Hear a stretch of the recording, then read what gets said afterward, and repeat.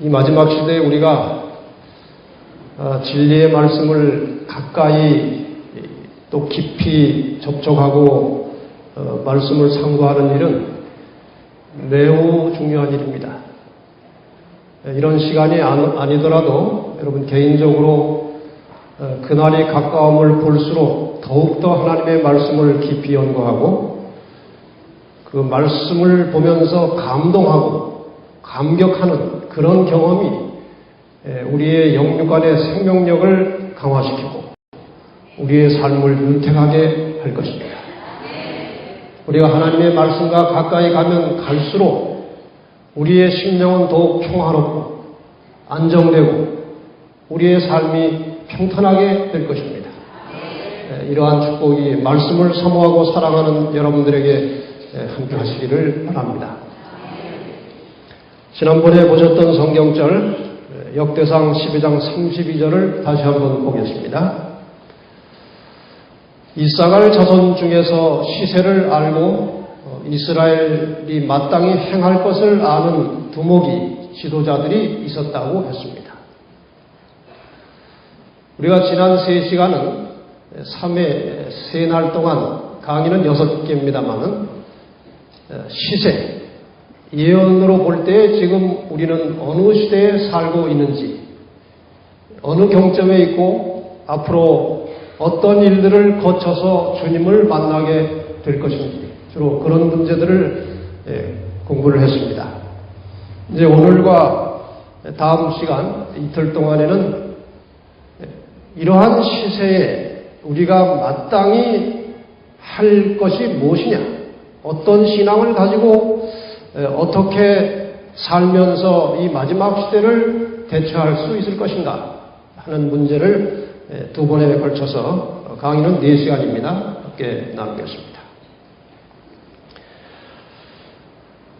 오늘 첫 번째 강의는 믿음으로 얻는 의의 진수, 이런 제목으로 말씀을 드리겠습니다. 보통 우리가 흔히 말하는 것은 믿음으로 말미암는 의, 이렇게 말합니다만은 저는 믿음으로 얻는 그렇게 표현을 했고 또 어떤 분들은 그냥 믿음의 의 이렇게도 표현합니다. 어쨌든 이 믿음으로 구원을 받는다는 것에 대한 깊은 이해가 전반적으로 부족합니다.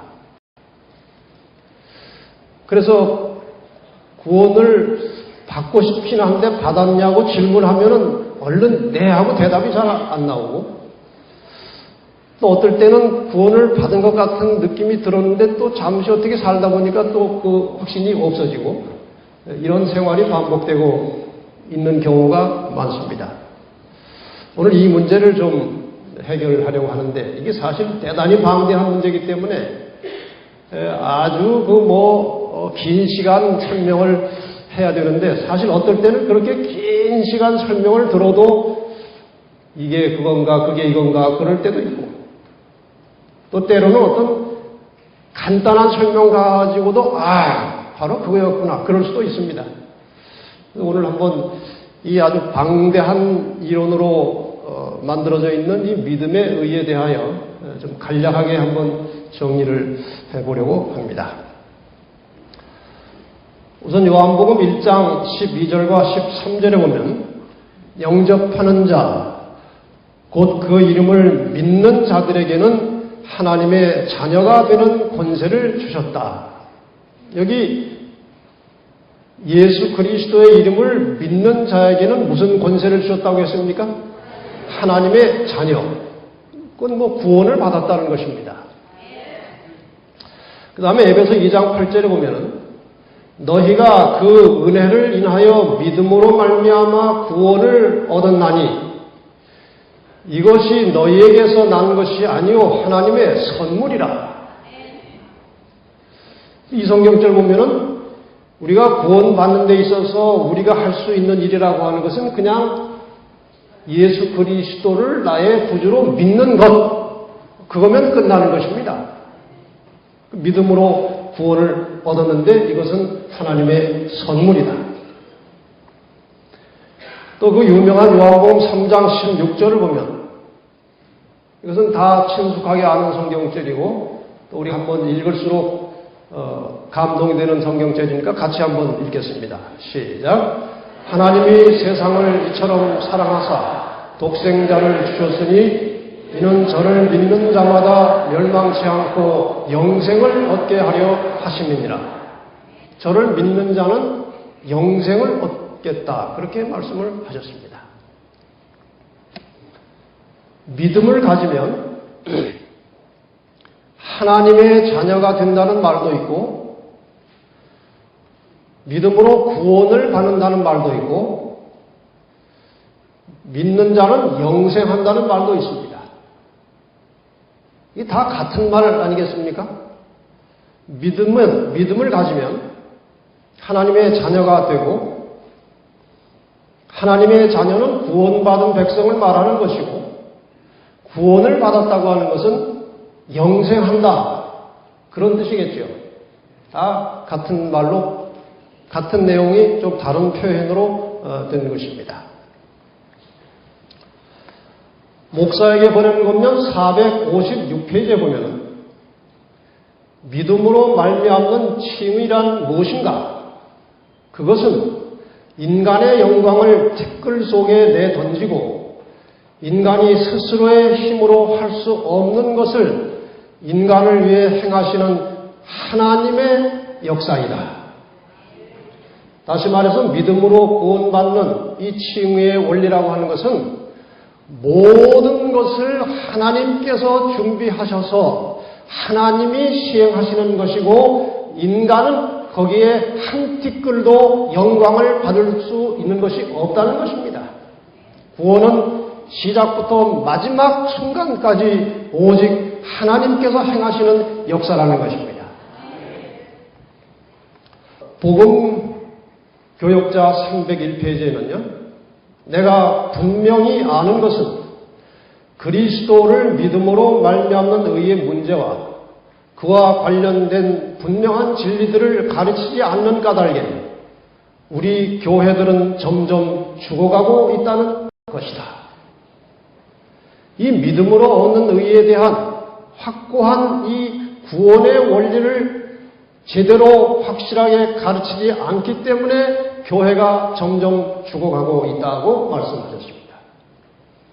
이것을 반대로 말하면 이 믿음으로 얻는 의에 대한 확실한 개념과 확실한 지식을 가지고 그것을 믿음의 기초로 신앙의 기초로 삼으면은 우리의 교회가 분명히 점점 살아나고 부흥할 수 있다는 것입니다. 그래서 이 문제는 아주 중대한 주제입니다. 자, 이 구원이 필요한 인간의 상태가 어떤 상태인가 한번 알아보십시다. 이 강의는 제가 몇 번 한 것이기 때문에 아마 들은 분들도 계실 것입니다만은 다시 한번 복습도 하고 또 안 들으신 분들은 좀 새롭게 이 내용을 잘 인식하시면 구원이 무엇인지 훨씬 쉽게 깨달아질 것입니다. 창세기 1장 26절에 보면은 하나님께서 우리의 형상을 따라 우리의 모양대로 사람을 만들자 그렇게 말씀하신 다음에 그 다음에 바다의 고기, 공중의 새, 육축과 온 땅의 기는 모든 것을 그 사람이 어떻게 하게 하자 하겠습니까? 다스리게 하자. 이거 아주 중요한 말입니다. 다스린다는 말과 준다는 말은 다른 것입니다. 준다는 것은 소유권을 넘기는 것이고 다스리게 한다는 것은 관리할 권한을 주는 것입니다. 주인은 하나님이시고 그리고 마침내 인간을 창조하신 다음에 생육하고 번성하여 땅에 충만하라. 땅을 정복하라. 바다의 고기와 공중의 새와 땅에 움직이는 모든 생물을 어떻게 하라고요? 다스리라. 가지라가 아니고 다스리라고 하셨습니다. 이 말 속에는 모든 천지 만물의 주인이 누구라는 사실을 전제하는 것입니까? 하나님이 주인이라고 하는 것을 전제하고 있는 것입니다. 그 다음에 하나님께서 창세기 2장 9절에 보면 이 에덴 동산, 사람이 거주하는 에덴 동산 가운데에 생명나무와 선악을 알게 하는 나무 두 종류의 나무를 동산 가운데에다가 놓으셨습니다. 저게 선악과하고 생명과는 아닙니다. 그냥 그림을 갖다 놓은 것입니다. 어쨌든 두 나무가 있었습니다. 근데 생명나무는 계속 먹어야 할 나무고 선악과는 절대로 먹으면 안 되도록 금지되어 있었죠. 여기 하나님께서 창세기 2장 15절로 17절에 특히 17절에 말씀하시기를 선악을 알게 하는 나무의 실과는 먹지 말라. 내가 먹는 날에는 정령 죽으리라. 이 과일에 무슨 독이 있었을까요? 뭐 그럴 일은 없습니다. 그런데 어쨌든 그 선악과의 나무를 먹으면 죽는다는 것입니다. 창세기 3장 22절에 보면은 우리가 이해하기 조금 어려운 성경절이 하나 있습니다. 하나님이 가라사대 보라 이 사람이 선악을 아는 일에 우리 중 하나가 되었으니 이제 선악과를 따먹은 다음의 이야기입니다. 그가 손을 들어 생명나무 실과도 따먹고 영생할까 하노라. 이미 선악과를 따먹은 다음인데 그렇죠? 생명과를 먹으면 영생하니까 동산에서 내보내라 이것입니다. 다시 말해서 사람이 영생하는 것은 선악과를 먹지 말아야 하고 또 다른 한 가지 조건은 생명과를 먹어야 하는 것입니다. 그래서 이 영생의 조건을 두 가지로 정리하면 첫째는 선악과는 먹지 말 것. 이것은 하나님의 주권을 인정하는 행위입니다. 나중에 다시 좀 더 설명을 드리겠습니다. 생명과를 먹을 것. 이것은 하나님의 말씀에 순종하는 것입니다. 다시 말해서 인간이 영생할 수 있으려면 하나님이 나의 생명의 주인이라고 하는 사실을 인정하고 동시에 하나님께서 주시는 모든 말씀을 순종할 때에 영생하는 것입니다. 그것이 영생의 조건이었습니다. 이제 드디어 유혹이 시작되었습니다. 이 화가가 이 그림을 좀 잘 못 그렸습니다. 이 뱀이 아담과 하와를 유혹할 때는 이런 모양이 아닙니다, 사실. 아주 모든 들짐승 중에 가장 영광스러운 피조물이었습니다. 그래서 하와가 거기에 매혹돼서 대화를 한 것입니다. 근데 이것은 조금 잘못된 그림이지만 한번 보십시다. 뱀이 여자에게 질문을 하죠. 근데 질문을 아주 애매하게 하는 것입니다. 하나님이 참으로 너희더러 동산 모든 나무의 실과를 먹지 말라 하시더냐? 사실 질문을 이렇게 하면 안 되는 겁니다. 선악과를 먹지 말라고 하시더냐? 이렇게 하면은 하와가 그래, 그럼 끝나는 겁니다. 근데 질문을 이렇게 해가지고 대화를 하지 않을 수 없게 만들어 놓은 것입니다. 늘 사단이 이렇게 접촉해 들어오는 것입니다. 그래서 죄와 접촉될 때에는 빨리 그 자리를 벗어나야 하는 것이지 타협하면 넘어가게 돼 있어요. 그랬더니 하와가 대답합니다. 다 먹지 말라고 그런 것은 아니고 그 설명을 해야 되지 않겠습니까? 질문을 그렇게 했으니 이 선악과를 먹지 말라고 한 것인데 하와는 좀 더 강조해가지고 만져서도 안 된다고 이제 강조한 것입니다. 그랬더니 이 뱀 속에는 누가 들어가 있는 것입니까? 사단이 들어가 있는 거예요. 사단이 지금 말하는 것이 뱀이 어떻게 말을 합니까? 사단의 이제 소리가 뱀을 통해서 나오는 것입니다. 사단이 여자에게 이르되 너희가 결코 죽지 아니하리라. 뭐 해도 먹어도. 이 거짓말이 지금까지 이어져 내려오는 것입니다. 죽었는데 영혼은 안 죽었다고 우기는 것입니다. 이것이 영혼 불멸설의 출발점이에요. 결코 안 죽겠다. 이 말을 사단이 유지하기 위해서 영혼이 불멸한 것처럼 사람들에게 가르치고 있는 것입니다. 너희가 그것을 먹는 날에는, 선악과를 먹는 날에는 너희 눈이 밝아 누구처럼 되겠다. 하나님 같이 되겠다. 그래서 하나님 먹지 말라고 한 거야. 이 하와가 참 머리가 좋은 사람이었을 텐데, 아니 그런 나무를 하나님께서 뭐하러 만들겠습니까? 그 생각할 필요도 없는 것인데 이 말을 듣고 하와가 이제 동요하는 것입니다. 창세기 3장 6절에 보면은 여자가 그 나무를 보니까 그 말 듣고 보니까 어때요? 먹음직한 거예요. 아주 보기에도 정말 그전에는 별로 관심 없었는데 제대로 보니까 정말 보기에도 아름다웠어요. 그리고 먹으면 정말 하나님처럼 지혜가 생길 것 같은 착각이 오는 것입니다. 그래서 하나 먹고 나니까 기분이 이상하고 뭐가 온 것 같아요. 야 이런 거구나 이게. 그래서 하나만 더 따가지고 이제 남편한테 가지고 간 것입니다.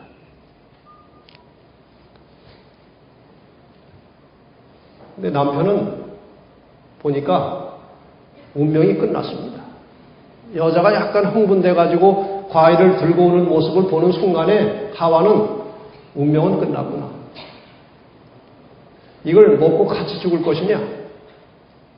아니면 그냥 하나님께서 명하신 대로 안 먹고 여자만 죽게 할 것이냐?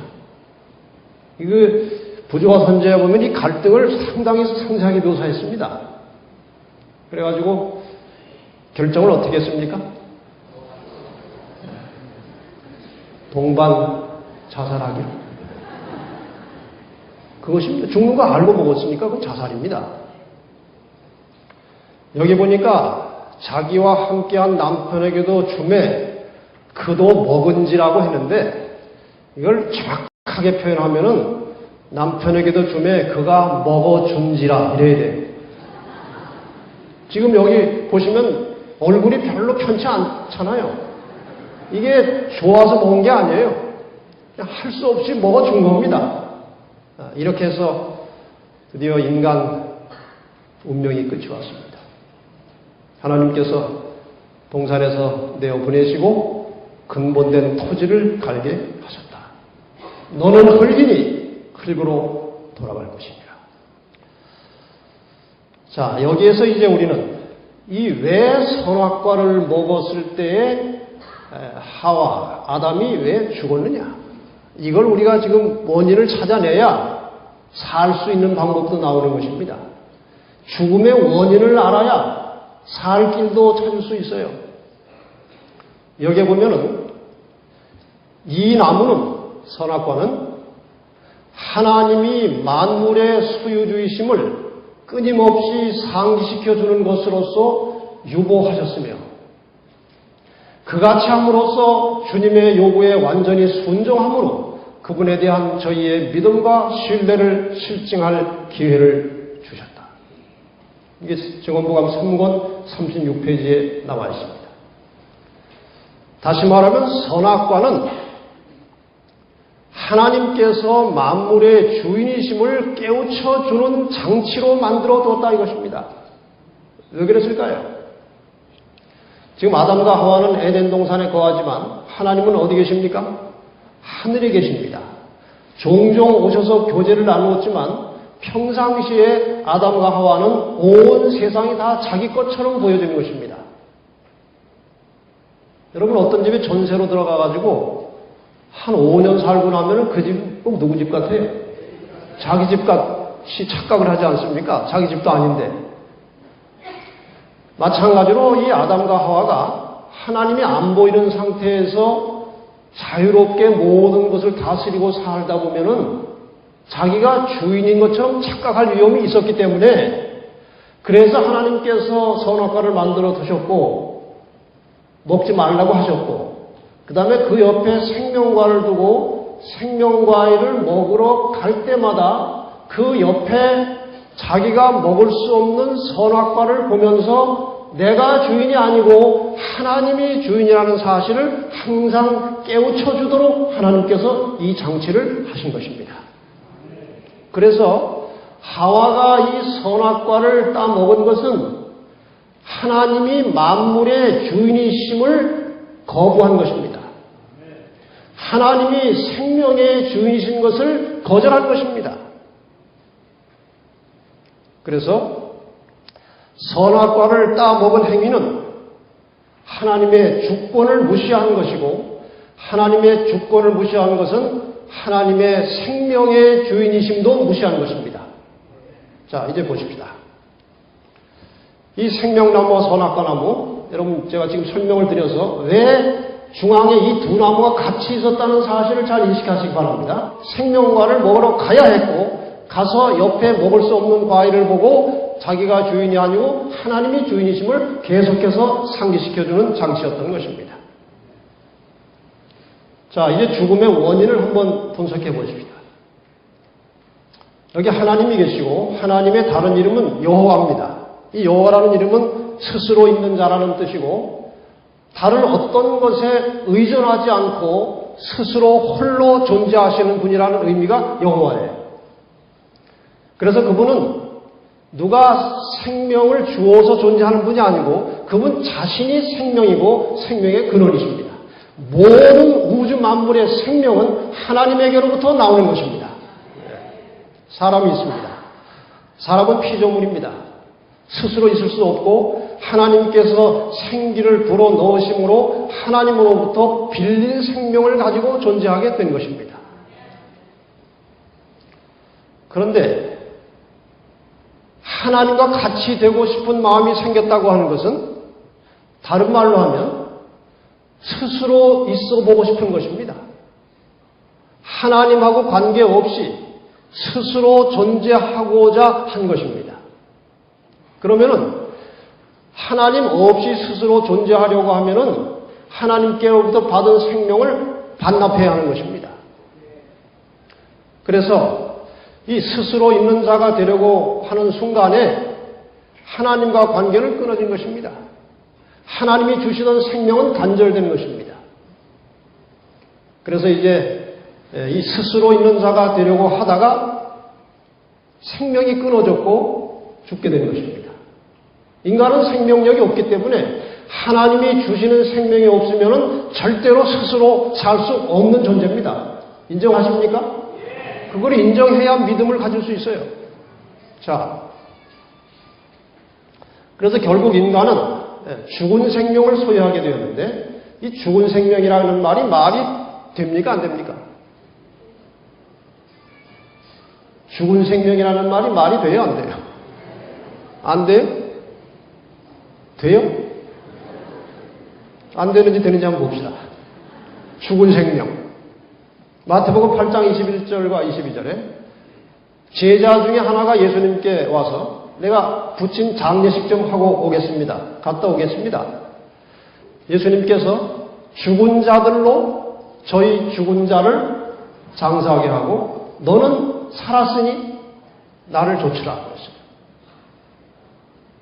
지금 여기 예수님께서 죽은 자들이라고 말씀하신 그 분들은 누굽니까? 예수를 전혀 모르고 장례식에 참석해서 장례식하는 사람들이에요. 근데 뭐라고 말씀하셨어요? 그들에게 죽은 자라고 말씀하셨습니다. 그 다음에 그러니까 이 앞에 나오는 죽은 자들은 살아있는 죽은 자들이에요. 그 다음에 저희 죽은 자를 장사하게 하고 여기 죽은 자는 뭡니까? 죽은 자입니다. 앞은 산 죽은 자고 뒤는 죽은 자예요. 이 성경의 이 생명과 죽음의 원리는 우리의 상식과 달라요. 사실 라사로는 죽어서 무덤에 들어가지고 나흘이 지나서 썩었어요. 근데 예수님께서 잠들었다 그러세요. 아니 죽은 사람 보고도 잠들었다고 하고 산 자보고도 죽었다고 하고, 원리는 간단하지 않습니까? 하나님과 연결되지 않은 생명은 살아도 죽은 것이고, 하나님과 믿음으로 연결된 사람은 그건 죽어도 죽은 것이 아니라 자다가 일어난다는 것입니다. 이것이 대단히 중요한 믿음으로 말미암는 의의 원리 속에 들어있는 거예요. 네. 결국 피조물은 스스로 있지 못하기 때문에 죽은 생명을 소유하게 된 것입니다. 이제 죽은 생명 이해가 가십니까? 네. 자, 그런데 죄의 삭은 사망이다. 죄의 결과가 죽음이다. 그렇게 말씀하셨지 않습니까? 그럼 사람에게 죽음을 가져오게 하는 죄란 과연 무엇이냐 하는 것입니다. 지금 하와가 무슨 죄에 졌습니까? 뭐 살인을 했습니까? 간음을 했습니까? 도둑질을 했습니까? 무슨 죄를 지었습니까? 그런 죄는 없어요. 그런데 죽었어요. 이 사람을 죽게 하는 죄가 무엇이냐? 이것이 스스로 자존하려고 하는 죄입니다. 하나님과 상관없이 스스로 살아보고자 하는 죄가 죽을 죄입니다. 사실 뭐 우리가 흔히 말하는 뭐 살인하고 간음하고 도둑질하고 하는 이런 죄 때문에 죽는 것이 아니고 생명의 근원이신 하나님을 거부하고 하나님과 관계를 단절했기 때문에 죽는 것이고 그 상태에서 그런 죄들이 결과로 나오는 것입니다. 자, 결국 하나님께서는 사람들의 여러 죄 가운데 무슨 죄를 가장 걱정하시고 싫어하시는가? 교만죄입니다. 교만죄. 여기 교만에 대한 여러 성경절이 있습니다만은 시편 4절에 보면은 이 교만한 사람은 그 모든 생각에 하나님이 없다고 한다 이거예요.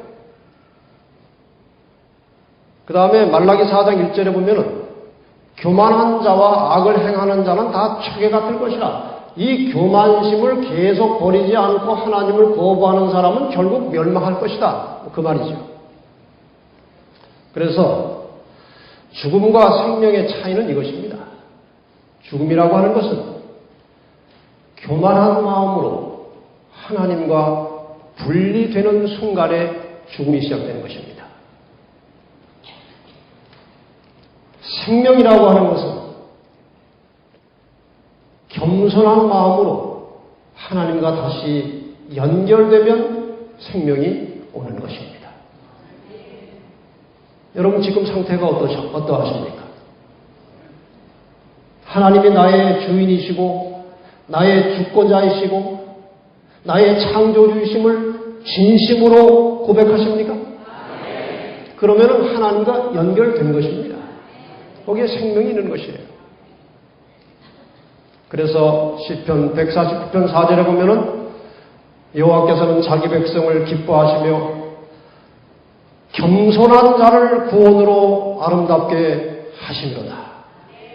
여러분 시시로 자만하고 자고하고 자기가 뭐 잘난 것처럼 느껴질 때마다 항상 겸손의 표본이신 예수 그리스도를 생각하고 내가 아무것도 아닌 흙덩이 같은 존재임을 자각하고 겸비한 심령으로 절대자 하나님을 신뢰하는 믿음을 가지고 사시기를 바랍니다.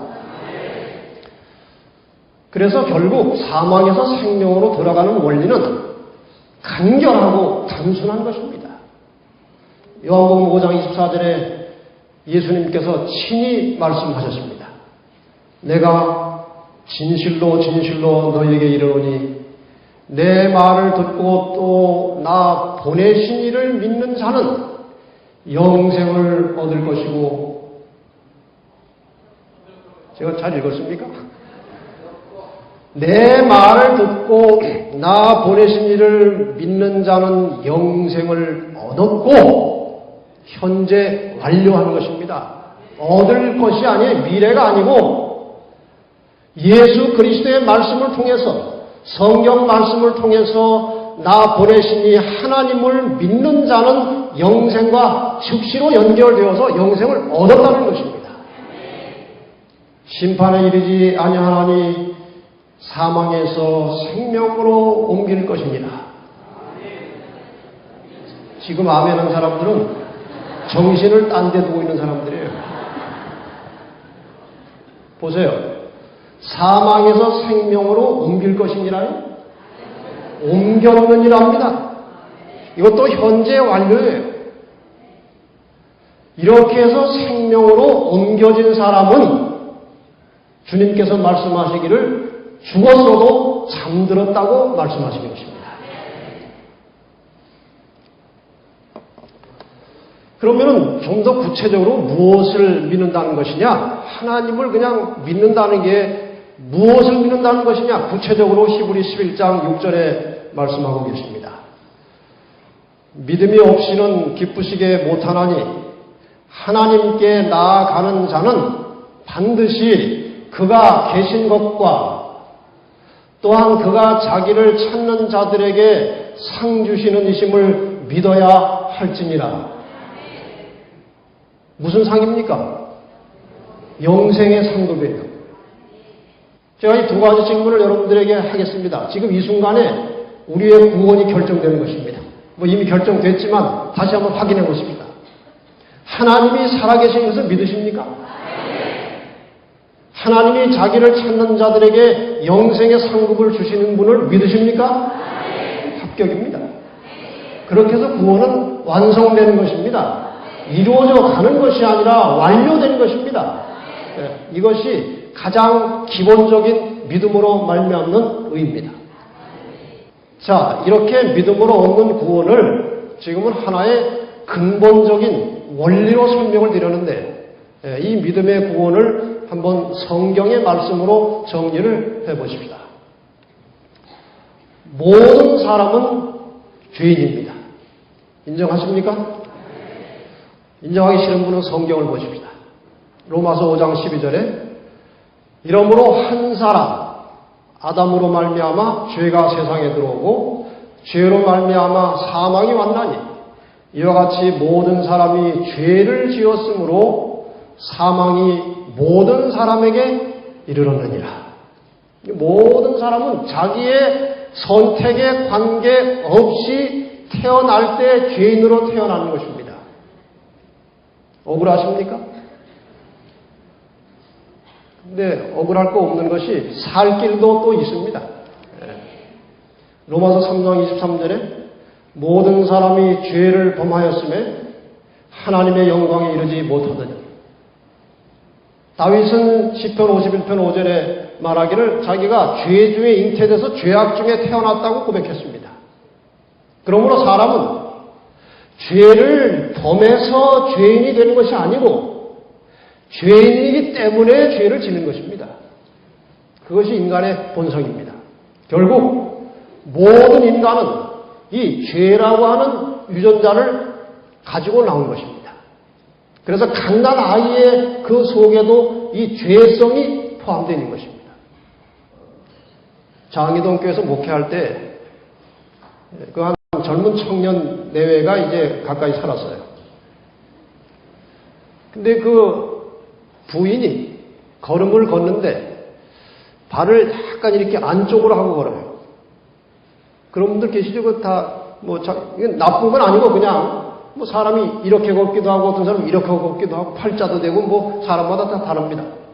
근데 그 사람 약간 안쪽으로 걸어요. 근데 그 집에 아이가 태어나서 걷기 시작하는데 꼭 자기 엄마같이 걷더라고요. 약간 안쪽으로 해가지고. 근데 그 아이가 이제 커가지고 지금 성인이 돼가지고 결혼을 해서 아이를 낳는데 얼마 전에 제가 그 아이를 봤더니 그 아이도 이러고 걷더라고요. 야, 이 유전자라는 게 정말 묘한 거예요. 제가 어떤 한 분을 아는데 그분이 지금 돌아가신 분인데 연세가 많으셔서 걸을 때 팔을 약간 옆으로 해요. 이렇게 걸을 때 팔을 약간 이렇게 옆으로 하고 걸어요. 근데 그 아들이 꼭 그렇게 걷더라고요. 아, 참 신기해요. 목사님 중에 이제 머리가 아주 하얀 분이 여러 분 계신데 그 중에 한 분이 중3 때 뒷머리부터 씌더니 잠시 후에 하얗게 되더라는 것입니다. 그런데 그 아들도 중3 때 뒷머리부터 씌다는 것입니다.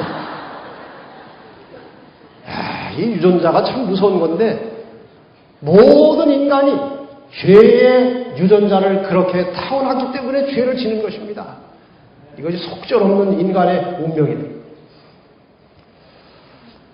이렇게 죄인으로 태어난 인간은 선을 할 수 없다는 것입니다. 선처럼 보이는 일은 할 수 있지만 하나님이 원하시는 선을 할 수 없다는 것이에요. 에레미야 13장 23절에 구수인이 그 피부를 표범이 그 반점을 변할 수 있느냐? 할 수 있을진데 악에 익숙한 너희도 선을 행할 수 있으리라. 이게 선을 할 수 있다는 말인가요? 없다는 말인가요?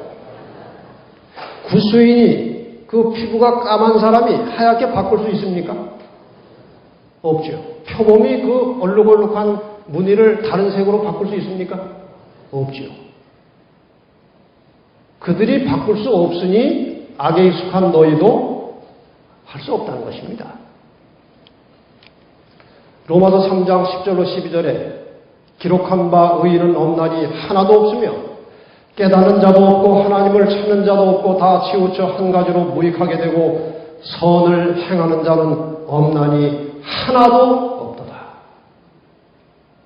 우리는 죄인으로 태어났고 선을 할 수 없다는 것입니다. 이런 죄인이 죄를 해결하고 죽지 않기 위해서 해결해야 될 두 가지 문제가 있습니다. 이 문제만 해결하면 살 수 있어요. 첫째, 죄값, 사망을 지불해야 합니다. 살려면. 로마서 6장 23절에 죄의 삭은 사망이요 그랬어요. 근데 이 생명이 하나밖에 없어가지고 죄값 지불하면 끝나는 것입니다. 그러니 다시 살 수 없어요. 그 다음에 혹시 다시 살 수 있다 해도 율법에 100% 순종해야 합니다. 그런데 로마서 3장 20절에 보면은 율법의 행위로 그의 앞에 의롭다 하심을 얻을 육체가 없나니 율법으로는 죄를 깨달음이니라. 어느 누구도 율법을 잘 지켜서 의롭게 될 육체가 없다는 것입니다. 다시 말해서 인간이 구원받기 위해서 해결해야 될 두 가지 죄값을 지불하고 율법에 순종하는 문제는 할 수 없는 것입니다. 그래서 인간이 구원받으려면 이 문제를 해결하려면 율법을 온전히 순종한 죄 없는 자의 죽음이 필요한 것입니다. 그렇지 않습니까? 이 두 가지 문제를 동시에 해결하려면 율법을 완전히 순종한 죄 없는 자가 죽어야 이 문제를 해결하는 것입니다. 이 지구상에 이런 분은 한 분밖에 없습니다. 율법을 완전히 지키고 죄 없는 상태에서 돌아가신 분은 오직 예수 그리스도밖에 없는 것입니다. 그래서 오직 인간의 구원 문제는 예수만이 해결자이십니다. 사망의 문제와 율법 순종의 문제를 어떻게 해결하셨는지 성경을 가지고 좀 풀어보십시다.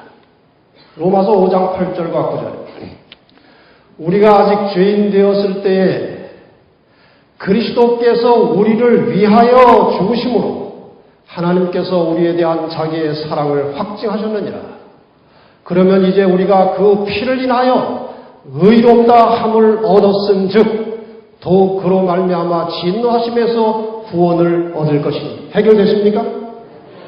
우리가 죽어야 할 죽음을 예수께서 대신 죽으시고 피를 흘리셨기 때문에 그 예수 그리스도의 피를 통해서 우리의 죄는 속죄되고 의롭다 하심을 얻게 되었기 때문에 죽음의 문제는 해결된 것입니다. 그분이 대신 죽었어요. 율법 로마서 5장 18절 19절 그런즉 한 범죄로 많은 사람이 정죄에 이른 것 같이 의의 한 행동으로 말미암아 많은 사람이 의롭다 하심을 받아 생명에 이르렀느니라. 아까 우리가 아담 때문에 이제 다 죄의 유전자를 타고 나와도 좀 억울한 것 같았는데 여기 보니까 의의 한 행동으로 말미암아 많은 사람이 우리가 다 의롭다 하심을 얻을 수 있게 되었으니 억울할 것은 없습니다. 그렇지 않습니까?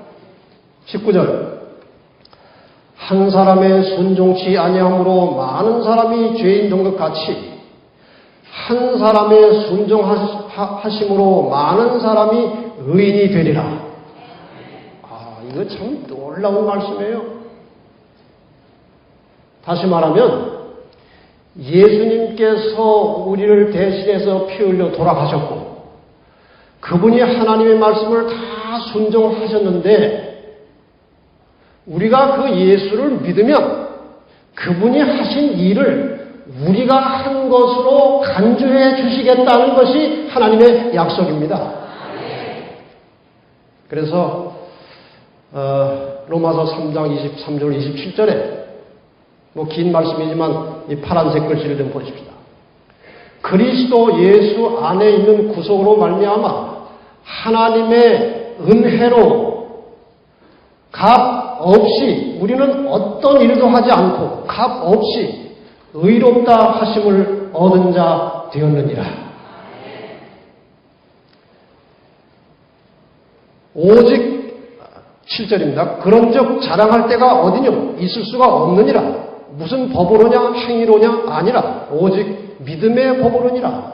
이렇게 100% 하나님의 은혜로 우리가 의롭게 되고 구원을 받았기 때문에 자랑할 것이 0.1%도 없다는 것입니다. 결국 예수를 나의 구주로 믿으면 믿으십니까? 예수님이 나의 구주이심을 믿으십니까? 그것을 믿으면 예수님의 죽음과 순종을 내가 한 것으로 인정해 주시겠다 이것입니다. 그래서 우리가 예수님 대우를 우리가 받게 되는 것입니다. 결국 요약을 한번 해보십시다. 믿음으로 얻는 의의 구원이란 무엇인가? 지금까지 배우신 것을 잠깐 복습해 보십시다. 첫째, 범법한 죄인은 죄값을 지불하고 율법에 100% 순종해야 한다. 그러나 죄인은 그 일을 할 수 없다. 아까 말씀드렸죠? 두 번째, 인간이 그 일을 할 수 없기 때문에 사람을 사랑하시는 하나님께서 인간을 구원하고 싶어서 창조주 하나님께서 독생자 예수를 보내셔서 인간이 당해야 할 일을 그분이 대신 당하도록 하셨다. 여기에 시대소망 25페이지에 매우 감동적인 말씀이 나옵니다. 그리스도께서 우리로 당신의 받으실 만한 대접을 받게 하기 위하여 우리가 받아야 할 대우를 받으셨다. 사실 예수님께서 십자가 사건을 전후로 해서 당하신 그 수치와 고난과 고통은 말로 형용할 수 없는 것이었습니다. 그걸 원래 누가 받아야 되는 것입니까? 우리가 받아야 될 수치와 모욕을 예수님이 대신 당하셨다. 그 말입니다. 그리스도께서 당신과 아무 상관이 없으신 우리의 죄를 인하여 정죄함을 받으신 것은 우리가 아무 공헌도 한 바 없는 당신의 의로 의롭다 하심을 받게 하시기 위함이었다. 그가 채찍에 맞음으로 우리가 나음을 입었도다. 우리가 당할 일을 그분이 대신 다 당하셨고 우리가 받아야 할 대우를 그분이 받으심으로 우리가 그분이 받을 수 있는 대우를 받게 되었다. 그 말입니다. 세 번째, 이 사실을 믿고 예수 그리스도를 개인의 구주로 영접하면 예수께서 하신 모든 일을 그 믿는 자가 한 것으로 간주해 주셔서 우리를 의롭다고 법적으로 선언하신 것입니다. 그렇게 해서 우리가 의인이 된 것입니다. 미국 서부의 개척 시대에 한 학교에서 있었던 이야기가 전해져 오고 있습니다. 그 당시 학교는 제대로 격식을 갖추지 못한 별 학생들이 다 모여든 이상한 학교였습니다. 그래서 낮에는 일을 하게 하고, 맑은 날에는 비가 오면 학교에 모여서 공부하고, 뭐 그러던 시절입니다. 그 학교 학생들은 질이 말이 아니었고, 아주 난폭하고, 무질서하고, 법을 지키지 않은 아이들이었습니다. 그런데 한 선생님이 이제 전근에 오셨습니다. 그리고 이 선생님이 그동안 이 학교에서 많은 선생님들이 다녀가셨는데 얼마 못 견디고 다 나가셨다. 근데 내가 얘기를 들어보니까 이 선생님들이 자꾸 이렇게 규칙을 많이 만들어가지고 그거를 지키라고 하니까 학생들이 막 그것 때문에 싫어하고 막 이렇게 다툼이 생겨가지고 그 선생님들이 일찍 나가는데 나는 뭐 너희들 뭐 규칙 안 만들겠다. 그랬더니 학생들이 막 박수를 쳤어요. 그런데 이게 축구 시합을 해도 거기 무슨 규칙이 있지 않냐? 그래야 무슨 축구를 할 수 있지 않겠느냐 그랬더니 아이들이 뭐 끄떡끄떡 그렇다고.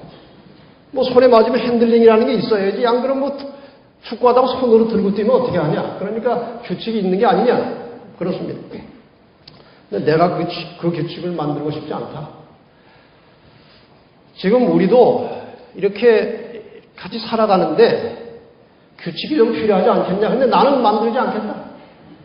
너희들이 한번 만들어봐라. 그랬더니 어떤 아이가 교실에 침 뱉지 않게 합시다. 그랬더니 다 좋냐? 네. 1. 교실에 침 뱉지 말기. 또 하나가 손들었어. 지각 좀 하지 말도록 합시다. 다 좋냐? 네. 두 번째. 지각하지 말기. 세 번째. 하나가 손들었어요. 아주 키가 큰 아이가, 건장한 아이가 손을 들었어. 빅존이라는 아이. 물건을 훔치지 맙시다. 그것도 좋은 얘기다. 그 당시 물건이 워낙 귀한 때라 도둑질을 많이 하는 거예요. 너희들 다 원하냐? 네. 그래서 다 정해졌어. 그 다음에 이제 선생님이, 그런데 이 규칙이 있어봐야 그냥 안 지키면 그냥 끝나면 뭐냐가 아무것도 아니다. 그래서 축구를 할 때도 규칙을 만들고 놓은 다음에 그 규칙을 범하면 무슨 벌칙이 있어야 되는 거 아니냐? 그래서 뭐 핸들링을 하면은 공이 상대방에 넘어가가지고 상대방이 주듯이 우리도 이 규칙을 어기면 뭐 벌을 줘야 되지 않겠냐? 그래서 맞습니다. 그러면은 교실에 침 뱉는 아이는 화장실 청소를 시킵시다. 다 좋냐? 네네. 화장실 청소. 지각하는 아이는 어떻게 할까? 교실 청소를 시킵시다. 아이들이 다 하는 말이에요. 교실 청소. 그럼 물건 훔치는 아이는 어떻게 할까? 그랬더니 큰 아이가 자기가 이제 제안을 했으니까 우통을 다 벗겨가지고 혁대로 선생님이 15대를 때리세요. 너희들 어떻게 생각하느냐? 훔쳐가는 거는 워낙 나쁜 일이니까 그 정도로 해놔야 도둑질을 안 할 겁니다. 그래서 다 통과됐어요. 자기들이 만든 법이에요. 근데 어느 날 빌이라고 하는 학생이 아버지가 돌아가시고 어머니가 열심히 일했는데 먹을 것이 없어가지고 지금 3일을 굶었어요. 그래가지고 배가 고파가지고 이제 허기진 배로 학교에 왔는데 너무 배가 고픈 거예요. 아이들은 지금 노는 시간 나가가지고 힘있게 뛰어노는데 나갈 힘이 없어요. 그런데 어디서 그냥 도시락 냄새가 후락무락 나는 거예요. 그래서 가서 이렇게 냄새 쪽으로 가보니까 그 빅존이라고 하는 큰 아이의 도시락이 열어보니까 그냥 얼마나 맛있는 음식이 있는지 그거 도무지 참을 수가 없어가지고 먹어치웠어요. 벌 받을 때 벌 받지. 우선 먹어야 되겠다는 겁니다. 그래가지고 이제 먹고 나는데 아이들이 다 들어왔어. 이 빅존이 보니까 자기 도시락을 누가 먹어치웠어요. 그래가지고 이제 선생님이 누가 먹었냐고 막 다고치는데 조용하고 아무도 반응이 없어요. 잠시 후에 이 빌이라고 하는 아이가 울면서 나왔어요. 제가 먹었는데 이렇게 제가 3일을 굶고 와서 도무지 참을 수 없어서 먹었다고. 근데 이거 먹으면 벌이 있잖아요. 남의 거 훔쳐 먹었으니. 15대를 맞아야 되는 거예요. 선생님이 법대로 하자. 나와라. 해가지고 이제 우통을 벗겼어요. 오랫동안 밥을 제대로 못 먹어가지고 얼마나 말라있는지 때릴 데가 없어요. 때릴 데가. 법을 지키긴 지켜야 되는데. 그랬더니 빅존이 벌떡 일어나가지고 선생님 그 제가 대신 맞으면 안 되겠습니까? 글쎄 너희들 어떻게 생각하냐? 끄떡끄떡 하는 거예요. 어쨌든 누군가가 대신 벌을 받으면 되는 거니까. 근데 이 아이가 이렇게 엎드려져 있는데 이 큰 빅존이 나가가지고 우통을 다 벗었는데 뭐 몸집이 얼마나 좋은지 이 아이를 밑에 엎어놓고 자기가 그 위에 이제 엎드린 거예요. 선생님이 15대를 어김없이 때렸습니다. 피투성이가 됐어요. 그래서 일어났는데 이 비일은 하나도 안 다친 겁니다. 일어나서 이제 그 사실을 알게 되고 고백합니다. 빅존, 나는 너를 영원히 사랑할 거야. 예수님께서 우리가 받을 죽음을 그렇게 비참하게 당하신 것입니다. 십자가에서 수치와 고통과 곤욕을 치르셨어요. 그리고 우리를 살게 하신 것입니다. 그러니 우리는 어떻게 해야 될까요? 예수님, 저는 예수님을 영원히 사랑하겠습니다. 고백하시겠습니까? 이것이 그 원리입니다. 로마서 4장 5절로 8절에 이렇게 정리하고 있습니다. 일을 아니할지라도 경건치 아니한 자를 의롭다 하시는 이를 믿는 자. 말이 좀 길고 어렵죠? 우리가 어떤 공로도 없고 어떤 선행을 한 것도 없는 경건치 못한 사람인데 우리들을 의롭다 하시는 그분 하나님을 믿는 자에게는 그의 믿음을 의로 여기시나니 일한 것이 없이 하나님께 의로 여기심을 받는 사람의 행복에 대하여 다윗의 말한 바 그 불법을 사하심을 받고 그 죄를 가리우심을 받는 자는 복이 있고 주께서 그 죄를 인정치 아니하실 사람은 복이 있도다 함과 같으니라. 여러분 우리가 다 죄인입니다. 경건치 아니한 존재들입니다. 그런데 그 하나님께서 다 이뤄놓으신 일을 그대로 믿기만 하면 우리를 경건하다고 의롭다고 인정해 주신 그분, 그런 믿음을 가지고 사는 사람들은 복이 있다는 것입니다. 여러분과 제가 얼마나 복이 있는 사람들입니까? 구원은 오직 믿음으로만 된다는 것입니다. 여기에 인간의 공로나 행위가 1%도 들어갈 수 없다는 것입니다. 고린도서 5장 17절에 보면은 이런 표현이 나옵니다. 그런즉 누구든지 그리스도 안에 있으면 새로운 피조물이라. 이전 것은 지나갔으니 보라 새 것이 되었도다. 이것은 보통 새 것이 아니고 완전히 재창조된 피조물입니다. 완전히 새로운 사람이 된 것입니다. 이 벌레가 하나 있습니다. 애벌레라고 하는 것입니다. 저걸 봐가지고는 저기서 뭐가 나올 것 같지가 않죠. 근데 저것이 변해서 저것이 성숙해진 다음에 저런 아름다운 산호랑나비가 되는 것입니다. 저거는 더 모양이 우습게 생겼습니다. 한쪽이 뭐 찢어진 것 같아요. 그런데 이렇게 이상한 벌러지가 하나님의 재창조의 능력으로 저렇게 아름다운 호랑나비가 된다는 것입니다. 죄인이 예수 그리스도의 십자가를 믿음으로 의인이 되는 것입니다. 이건 놀라운 재창조의 섭리예요. 자신이 하나님으로부터 구원받은 의인이라고 하는 사실, 한순간도 잊지 마시기를 바랍니다. 이제 구원받는 이야기 몇 가지를 소개하고 첫 시간을 좀 마치려고 합니다. 이 이야기는 다 아시는 이야기이기 때문에 그저 저런 사람이 구원을 받으니 나 같은 사람은 얼마나 더 너끈히 받을 수 있을까? 그런 희망을 가질 수 있어요. 근데 사실 따지고 보면 똑같은 죄인입니다. 여기 남자 관계가 매우 복잡한 여인이 있습니다.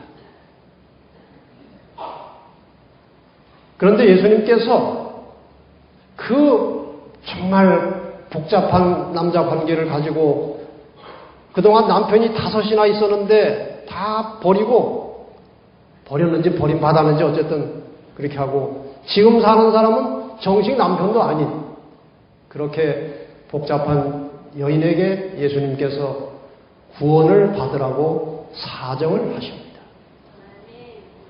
자꾸 피하는데 예수님은 자꾸 다가가셔서 구원을 받으라는 것입니다. 요한복음 4장 13절 14절 예수께서 대답하여 가라사대 이 물을 먹는 자마다 다시 목마르려니와 내가 주는 물을 먹는 자는 영원히 목마르지 아니하리니 나의 주는 물은 그 속에서 영생하도록 솟아나는 샘물이 되리라. 그러니 내 말을 들으라는 것입니다. 이게 하나님께서 인간을 얼마나 구원하시려고 애쓰는지를 보여주시는 장면입니다. 결국 구원을 받았습니까? 자기만 구원받은 것이 아니라 많은 마을 사람들을 구원받는 역할을 했습니다. 여기 토색하는 죄인 세리가 있습니다. 누굽니까? 삭개오입니다. 그런데 그 마음의 동기를 보고 찾아가시는 예수님이십니다. 예수님께서 지금 어디로 지나가시는데 지나가는 길목 나무에 삭개오라는 사람이 예수님을 좀 보고 싶어서 근데 키가 작아가지고 이 기회를 놓칠 수가 없기 때문에 나무에 올라가서 자기가 지나가는 것을 기다리고 있는 삭개오를 예수님이 아셨고 그 마음의 중심을 주님이 보셨습니다. 겉으로는 정말 모든 사람들에게 지탄받는 죄인이었습니다. 그러나 마음속에 늘 괴로움을 가지고 있었고 예수를 만나서 어떻게 좀 내 이 문제를 해결할 수 있을까? 그런 간절한 소망을 가지고 있는 삭개오를 예수님께서 찾아가셔서 나무 밑에 서신 다음에 내려오라고 하십니다. 삭개오야 속히 내려오라. 내가 오늘 내 집에 유하여야겠다. 예수께서 이르시되 오늘 구원이 이 집에 이르렀다. 즉각적으로 주님은 구원을 주시는 분이십니다. 계산하지 않았어요. 그동안 너 이렇게 지나간 거 내가 다 아는데, 너 그래가지고 구원하면은 다른 사람들이 억울하기 때문에 너 이거 이 정도는 해결해야 돼. 그동안 훔친 거 좀, 사기한 거 좀 이렇게 거짓말한 거 다 갚고 좀 정리된 다음에 한번 만나자. 그러지 않으시고 이미 죄를 무더기로 가지고 있는 사람을 해결도 하기 전에 그 마음의 동기를 보시고 즉시 구원을 주셨습니다. 여기에 자기 공로가 뭐가 있습니까? 아무것도 없어요. 여기 가늠하다 현장에서 잡힌 여인이 있습니다. 그러나 그 여인을 이해해 주시고 구원하시는 예수님의 모습이에요. 이 이야기도 여러분이 잘 아십니다. 결론은 요한복음 8장 11절 나도 너를 정죄하지 아니하노니 가서 이제 그런 죄 짓지 말고 좀 깨끗하게 살아볼 수 없겠냐? 그러나 내가 구원을 준다는 것입니다. 여기 염치 없는 강도가 있습니다. 많은 우리 재림교인들이 이 사람을 부러워해요. 저렇게 평생 동안 자기 마음대로 나쁜 짓 할 거 다 하고 저렇게 살다가 이게 죽는 순간에 구원을 받았으니 이게 얼마나 행운이냐. 여러분, 행운이 아니고 얼마나 괴롭게 힘들게 살았겠습니까? 구원은 언제나 공평한 것입니다. 그러나 그래도 그 염치 없는 강도지만 용서하시고 구원하시는 예수님. 가로되 예수여 당신의 나라에 임하실 때 나를 생각하소서. 내가 진실로 내게 이르노니 오늘 내가 나와 함께 낙원에 있으리라. 이유 묻지 않으셨습니다. 야, 그래도 양심이 있지. 너 평생 동안 나쁜 짓 하다가 아이고 이제 와서 구원해주면 내가 사람들한테 욕먹지. 그러지 않으셨어요? 즉석에서 주님은 그를 용서하시고 구원하신 것입니다. 우리 마음에 진심으로 주님을 의지하고 구원받을 마음이 있으면 구원하시는 것입니다. 여기 배은망덕한 탕자가 있습니다. 그리고 아들이 돌아오기를 날마다 기다리는 아버지가 있어요. 이 아들이 마침내 거지가 돼가지고 집으로 돌아온 것입니다. 정말 나갈 때 아버지가 그렇게 말려도 나갔는데 들어왔을 때 이 내 아들은 죽었다가 다시 살아났고 내가 잃었다가 다시 얻었노라. 품어주시는 아버지. 이것이 바로 하나님의 사랑이고 구원입니다. 이것을 이제 정리하고 좀 마칩시다. 탕자의 비유에 나타난 믿음의 의의가 무엇이냐? 작은 아들이 집을 나갔지만 그는 여전히 아버지의 아들이었습니다. 맞습니까? 이 아들이 돈이 있을 때는 아버지를 전혀 생각지도 않았습니다. 돈이 떨어진 다음에 삶이 처참해지자 아버지의 집을 생각하게 되었습니다. 집으로 돌아가면 아버지가 아마 내쫓지는 않을 것이다. 그렇게 믿었어요. 그러나 이제 아들로 갈 자격은 없고 들어가서 종노릇이더라 하고 배라도 채우자 이런 마음을 가지고 들어갔습니다. 그러나 아들이 그러한 상태에 있을 때에도 이미 용서는 되어 있었습니다. 이미 용서는 되어 있었던 것입니다. 용서를 이미 한 아버지가 아들이 돌아오기를 애타게 기다리고 있는 것입니다. 아들이 돌아오는 모습이 보이자마자 아버지는 급히 달려나가서 아들을 맞이합니다. 아들이 구구하게 얘기를 합니다. 아버지 제가 오긴 왔지만 이건 제가 아들 노릇 더 하겠습니까? 이제 조기나 해야지 근데 아버지는 그런 얘기는 귀에 들어오지도 않고 그냥 너무나 아들이 얼마나 예쁘고 착하고 귀여운지 그냥 안고 있는 것입니다. 그리고 내 아들은 죽었다가 살았고 잃었다가 얻었노라 하고 구원해 주신 것입니다. 이것이 하나님의 사랑입니다.